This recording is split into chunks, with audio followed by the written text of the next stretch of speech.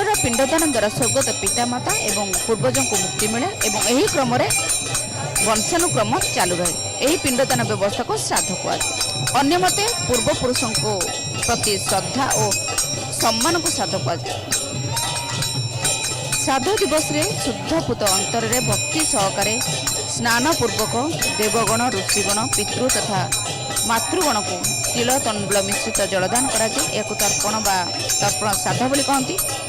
तिल अर्थ राशि, तंडुल अर्थात अर्ण एवं ता सहित तुलसी जल को त्रिलोत्रय बा तिलोदक कहती। एथिरे निज तीन पुरुष सह अजाईक समेत तांको घरु तीन पुरुषों श्राद्ध पकाଯାଏ। पितृपुरुष श्राद्धरे पिता पितामह और प्रपितामह मिसी तीन पुरुषों को शोध